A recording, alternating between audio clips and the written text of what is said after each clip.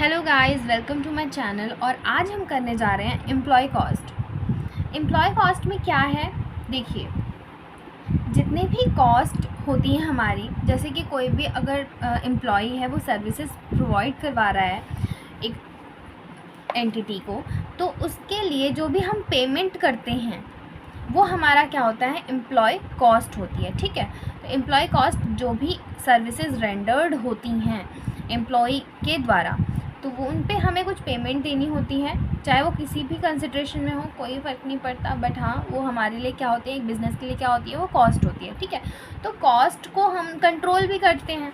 Labour cost control करना भी बहुत ज़रूरी है। क्यों कंट्रोल करना ज़रूरी है? किसी भी बिज़नेस में हम एक स्टैंडर्ड सेट करके चलते हैं कि कितना आपको अमाउंट क्या करना चाहिए, कंट्रोल में लेके चलना चाहिए, ताकि आगे आने वाले फ्यूचर में भी उसे यूज़ किया जा सके। ठीक है, तो इसी वजह से लेबर की कॉस्ट को भी कंट्रोल करना बहुत ज़रूरी है, क्योंकि कभी कभी क्या होता है, अननेसेसरी कॉस्ट लगती जाती है, तो वो एक बिज़नेस के लिए बहुत ख़राब है। ठीक है, अब यहाँ पे देखिए, कॉस्ट को हम किस तरीके से कंट्रोल कर सकते हैं। पहला, क्लासिफाई करना होता है हमें क्या, लेबर कॉस्ट को। पहला तो ये चेक करो कि लेबर कॉस्ट किस टाइप का है, डायरेक्ट है या इनडायरेक्ट है। अगर वो डायरेक्ट है, डायरेक्ट का पता कैसे चलता है? डायरेक्ट का पता हमें तब चलता है जब उसे हम प्रोडक्ट के पर यूनिट कॉस्ट में आइडेंटिफाई कर सकते हैं, तो उसे क्या कहते हैं, हम डायरेक्ट कॉस्ट कहते हैं। अदरवाइज़ इनडायरेक्ट कॉस्ट को हम पर यूनिट में क्लासीफाई कर ही नहीं सकते, उन्हें हमें कंप्यूट करना पड़ेगा, उन्हें हमें डिस्ट्रीब्यूट अपने आप करना पड़ता है, बट वो पर यूनिट में डिस्ट्रीब्यूट नहीं होते, हम उन्हें आइडेंटिफाई नहीं कर सकते हैं। ठीक है, इसी वजह से हमें पहले ये चेक करना पड़ता है कि वो एक अगर है तो वो किस तरीके का है, क्लासीफाई करना पड़ता है कि जो लेबर कॉस्ट है वो डायरेक्ट है या इनडायरेक्ट है। ठीक है, और सेकंड आता है हमारा प्रोडक्शन प्लानिंग। प्रोडक्शन प्लानिंग में कुछ नहीं है, बस ये बोला जाता है कि जो भी आप काम कर रहे हो, कोई भी प्रोडक्शन हो रहा है, तो उसके लिए हमें ना चेक करना पड़ता है कि किस तरीके से उसको प्लान करें कि वो ज़्यादा अमाउंट, मतलब ज़्यादा चार्जेबल भी ना हो और ज़्यादा उसकी कॉस्ट भी ना आए, उसका जो प्रोडक्शन हो बहुत अच्छा हो।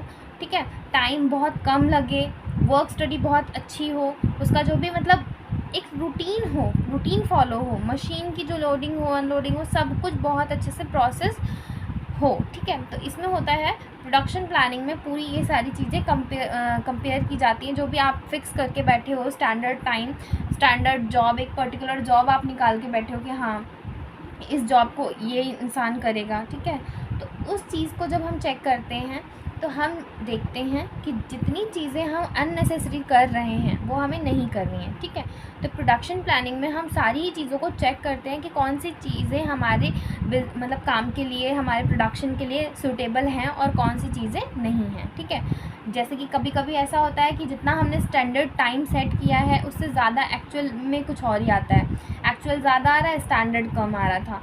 तो एक्चुअल टाइम को और भी कम करना चाहिए, क्योंकि स्टैंडर्ड हमने अगर 80 आवर्स कर रखा है और उसमें लग रहे हैं 100 आवर्स, तो ये हमारे लिए क्या है, बहुत ज़्यादा आवर्स है जिसका हमें कॉस्ट पे करना पड़ेगा। तो इस चीज़ को हमें कम करना चाहिए। ठीक है, नेक्स्ट है लेबर बजट। लेबर बजट एक टूल है जो कॉस्ट को कंट्रोल करने में मदद करता है। ठीक है, कॉस्ट को कंट्रोल करना बहुत ज़रूरी है किसी भी चीज़ को, तो हम क्या करते हैं, लेबर्स के लिए भी बजट प्रिपेयर करते हैं, ताकि एक मतलब जो लेबर की कॉस्ट है वो ज़्यादा ना बढ़े। हम पहले से ही एक लेबर के लिए बजट डिसाइड करके चलते हैं कि इतने बजट में इतने लेबर होने चाहिए, हमारा प्रोडक्शन उसी अकॉर्डिंग चलना चाहिए।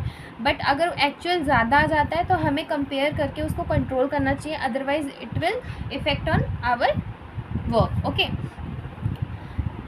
नेक्स्ट आता है हमारा, यहाँ पे दे रखा है labour incentive, labour standard, labour performance report, incentive scheme, labour cost accounting.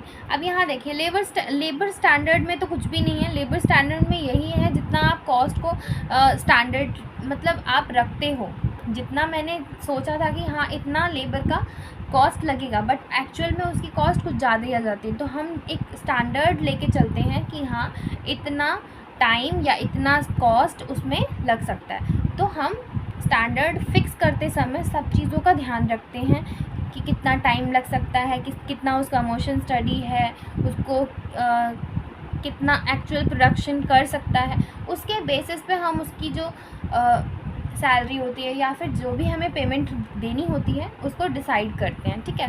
तब जाके कॉस्ट डिसाइड होती है, और अगर कॉस्ट बहुत ज़्यादा हाई आती है तो हम उसे रिड्यूस करने का सोचते हैं कि वो ज़्यादा से ज़्यादा रिड्यूस हो सके, ताकि जो प्रोडक्शन है हमारा वो भी अच्छे से हो और कॉस्ट भी ज़्यादा ना आए, ठीक है। और यहाँ पे है labour performance report. Labour performance report का मतलब है कि जितना भी आपका लेबर वर्क कर रहा है, जितनी एफिशिएंसी से वर्क कर रहा है और जितनी एफिशिएंसी से वो वर्क कर रहा है उतनी ही यूटिलिटी उसकी आ रही है कि नहीं आ रही।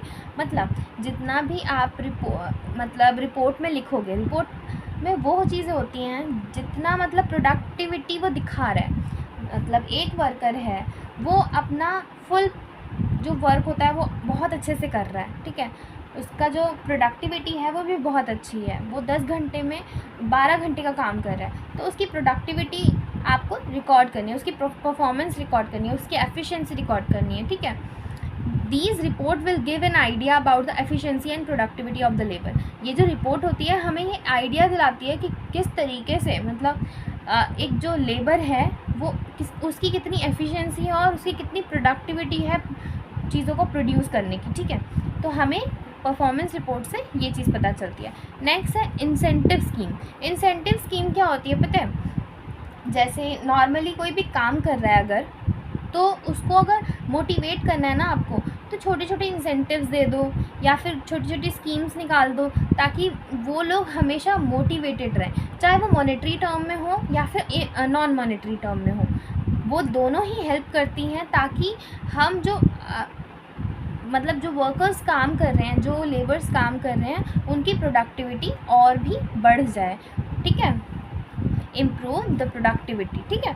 तो ये चीज़ बोली गई है। और दूसरा इसमें आप टाइम टू टाइम चेक कर सकते हैं, टाइम टू टाइम रिपोर्ट बना सकते हैं कि किस तरीके से जो हमारा लेबर है वो वर्क कर रहा है, ठीक है। एक बहुत अच्छा वे होता है कि लेबर की कॉस्ट को भी कम कर देना और उनकी प्रोडक्टिविटी भी ना कम हो।